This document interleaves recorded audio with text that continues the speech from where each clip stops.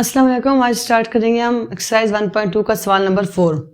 सबसे पहले आप सवाल समझा करें, सवाल को किस तरह, सवाल में क्या क्या रहे हैं और क्या पूछ रहे हैं, आपको इसको किस तरह हल करना है। ये सवाल बहुत ज़्यादा अहम है और ये सवाल तफसीली सवाल में आता है और तकरीबन सब बच्चों का गलत होता है, थोड़े से बच्चों का ठीक होता है, क्योंकि ये बहुत मुश्किल सवाल है। ठीक है ना, छोटी सी गलती की वजह से ना सारों को ठीक क्यों भी हो ना, दरमियान में छोटी सी गलती हो जाती है जिसकी वजह से सवाल गलत हो जाता है। तकरीबन ही बच्चों का सारा को गलत है, कुछ बच्चों का ये सवाल सिर्फ पेपर में ठीक होता है। ये बहुत ज़्यादा मुश्किल सवाल है, इसलिए आप इस सवाल की वीडियो को पूरा देखा करें।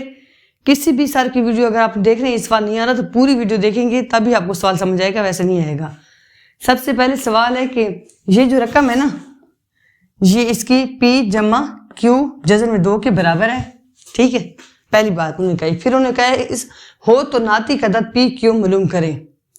अगर ये वाली रकम इस तरह हो तो आपने नाती का अदद क्या कहते हैं, रैशनल नंबर। आप P Q rational number find करें। यानी कि असल बात ये है कि ये कह रहे हैं कि ये वाला जो सवाल है ना, जो आपको नजर आ रहा है, इसको इस तरह हल करें, P और Q की कीमत मालूम करनी है आपने। फिर आखिर में ना आंसर आपका P और Q का अलग अलग आ जाए, इस तरह आपको इसको हल करें।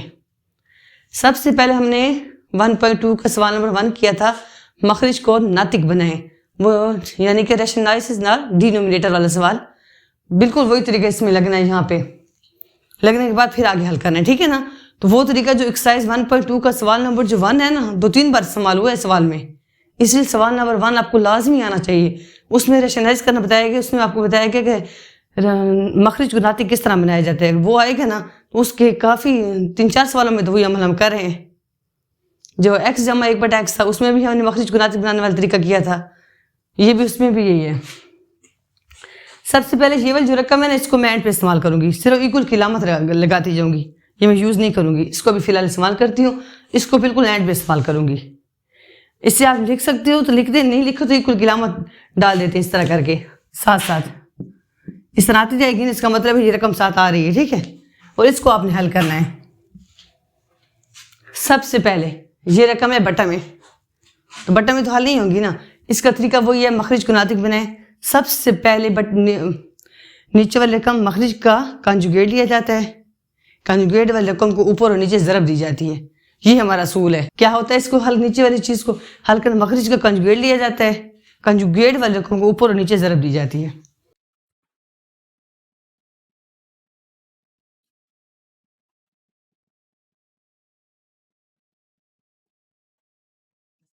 ये है इसका कंजुगेट क्या होता है, यहाँ जमा की अलामत वहाँ माइनस हो गया और ऊपर नीचे ज़रब, ऊपर वाले रकम के साथ ज़रब दे दी, नीचे वाले के साथ ज़रब दे दी। ऊपर वाली ज़रब होगी तो इसी तरह उत्तर आएगी। इधर इक्वल की अलामत नहीं लगाना आप लोगों ने।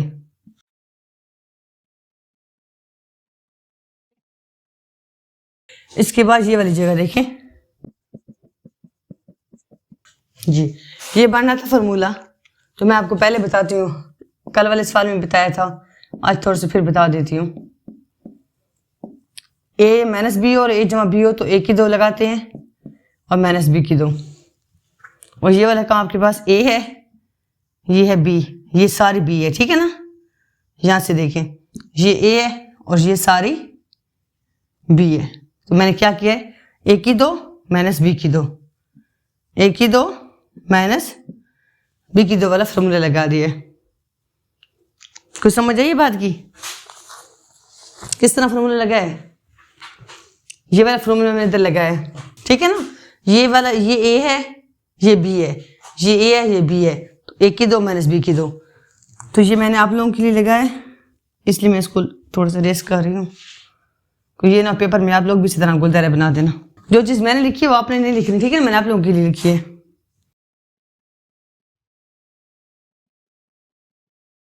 इसको ज़रब देंगे और ये इसको खोल देंगे,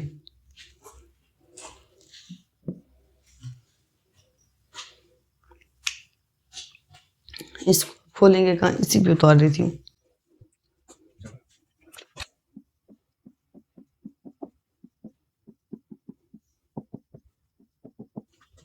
ये देखें, इसके ऊपर भी स्क्वायर है, इसके ऊपर भी स्क्वायर है, ये तो हो जाएगा 9 और ये कट जाएगा जज़र में 2, ये आ जाएगा 3-3-9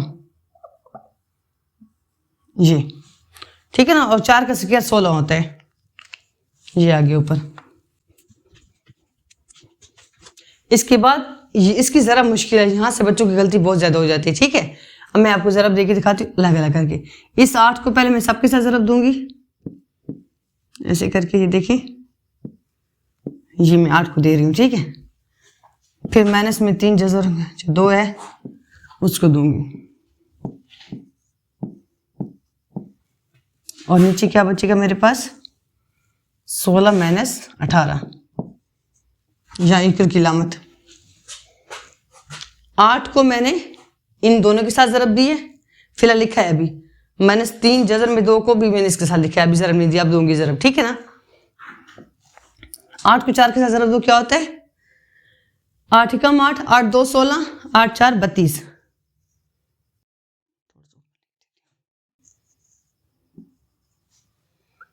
फिर देना है 8 को इसके साथ ज़रब, 8 एकम 8, 8 2 16, 8 3 24, ठीक है ना। इसके बाद यहां पे आए, 3 को 4 के साथ ज़रब देनी है, 3 4 12,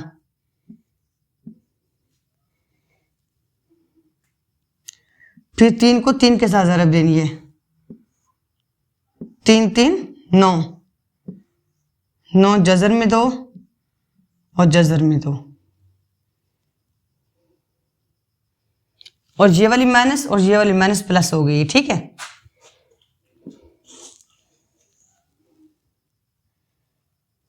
ये हो गया, 16 में से 18 में से 16 गया तो माइनस का 2 बचता है।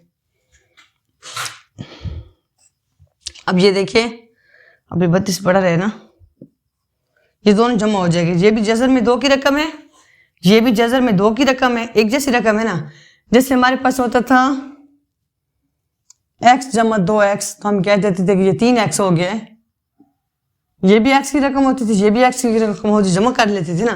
तो ये देखें ना, ये भी जज़र में 2 है, ये भी जज़र में 2, तो ये दोनों इकट्ठे हो जाएंगे। 12 में 24 जमा करो कितना होता है, 36, 36 जज़र में 2, इन दोनों को मैंने जमा किया, देखे ना। 12 में 24 जब जमा करोगे ना, लामत माइनस की आएगी, माइनस माइनस जमा, माइनस माइनस क्या होता है, जमा, लामत माइनस की आती है। और ये देखिए 9 पड़े, और जब 2 जज़र आपस में ज़रब हो तो 2 कट जाते हैं, जज़र कट जाता है, ऐसे करके ये कट जाएगा। जो इस तरह आप लिख सकती हो, जज़र में 2 2 बार पढ़ो तो इसका मतलब है उसके ऊपर स्क्वायर ले लें, फिर ये कट जाएगा आपस में इस तरह करके, ऐसे करके नीचे आ जाएगा माइनस का 2, इधर इक्वल की लामत, इधर भी इक्वल की लामत लाजमी लगानी है, समझ आइए ना। ये मैंने 8 को 4 के साथ ज़रब दिया 32, 8 को 3 के साथ ज़रब दिया 24, फिर 3 को 4 के साथ ज़रब दिया 12, 3 को 3 के साथ ज़रब दिया 9, और ये भी जज़र में 2 था और ये भी जज़र में 2 था, ये मैंने 2 बार नीचे उतार दिया। ये इसी तरह उतरा है नीचे, ये वाला, और इन दोनों को जमा कर दिया, फिर ये वाला भी नीचे उतरा है, ठीक है। अब मैं ऊपर से दोबारा करती हूँ।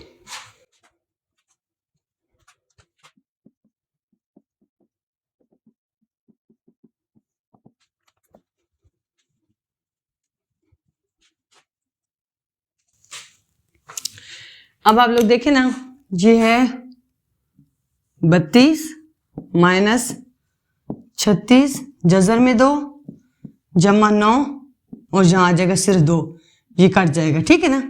नीचे माइनस का 2 पड़ा है,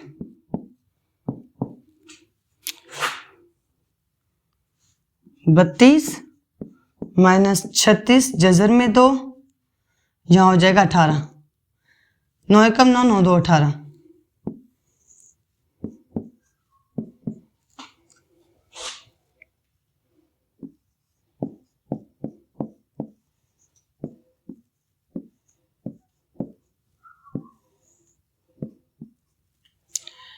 जज़र में 2 अब एक रकम होगी, इसको अलग कर दिया। ये देखो खाली 18 और 32 इनको जमा कर देंगे, इन दोनों इकट्ठा कर देंगे, इसको रकम को अलग कर देंगे, ठीक है ना।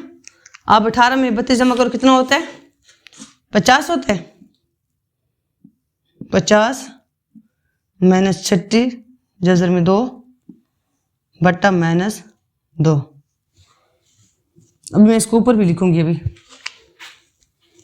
अब ये रकम आपकी आ गई, अभी बट्टा में है। अब 2 को ना अलग अलग डिवाइड कर दो, 50 पे भी 2 को डिवाइड कर दो,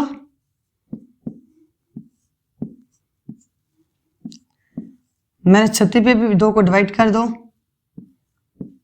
फिर हल करें। 2 को 50 में डिवाइड करो क्या आता है, 25 से कम 25, 25 2 50, यहाँ आ जाएगा 25, माइनस का 25 इधर आ जाएगा, यहाँ 2 एकम 2 और 1 8 दूनी 16, माइनस में साथ कट जाएगी, 18 जजर में 2। ठीक है,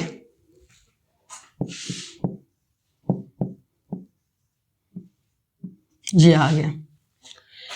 इस तरह के जो सवाल होते हैं ना, उसमें पी और क्यू, अगर पी पहले दिया हो तो पहले रकम के बराबर होगा, अगर क्यू दूसरी रकम पे दिया हो तो दूसरी रकम। इसे हम कह देते हैं 1, इसे कह देते हैं 2, इसे आप कह दो 1, इसे कह दो 2। ठीक है ना, तो 1 को 1 के बराबर, 2 को 2 के बराबर आपने करना है, यानी कि -25 जवाब आ जाएगा हमारा पी का, 18 जजर में 2 हमारा जवाब आ जाएगा क्यू जजर में 2 का। ठीक है, लेकिन हमने ये आंसर हमारा ठीक निकला, ये तो पूरा आंसर पी का आ गया, लेकिन क्यू के साथ अभी हमारा जजर में 2 मौजूद है, लेकिन उन्होंने हमें कहा था पी और क्यू की वैल्यू मालूम करें। उन्होंने ये नहीं सवाल में कहा था कि क्यू के साथ जजर में 2 भी हो तो उसकी वैल्यू मालूम करें, सिर्फ क्यू की उन्होंने कहा था। तो सबसे पहले ये देखें, जजर में 2 के साथ कट जाएगा ना, तो आपका जवाब आ जाएगा 18, ये आ जाएगा क्यू का जवाब और ये आ जाएगा आपका पी का जवाब। ठीक है, आप समझिए इस सवाल किस तरह हल करना था। ये पी का जवाब है, ये क्यू का जवाब है। पहला पी की रकम, पहली रकम हमेशा पहली के बराबर आती है। अगर इधर भी 1 लिखने, 1 2 मैंने इसलिए आप लोगों के लिए लिखा है इधर, अगर इधर से आप शुरू करेंगे ना मैथ 1 और 2, इधर भी देखिए 1 और 2, 1 को 1 के इक्वल लगते हैं, अगर मैं इक्वल की लामत आ जाती है तो 1 का आंसर 1 के इक्वल लगते हैं। तो मेरा यहाँ पे आया था 25, 25 मेरा पी के बराबर हो गया। अगर इधर क्यू होता तो मेरा 25 क्यू के बराबर हो जाता। ठीक है ना, इस तरह आप लोगों ने सवाल हल करना है, गलती बिल्कुल नहीं करनी, और ये सवाल लाजिम पेपर में आता होता है, और आपको सबसे पहले सवाल नंबर 1 आना चाहिए, मखरज को नातिक बनाने वाला, तभी ये आपको सवाल आ सकते हैं। ठीक है ना, उम्मीद करती हूँ कि आपको सारा सवाल समझ आ गया होगा। अल्लाह हाफिज़।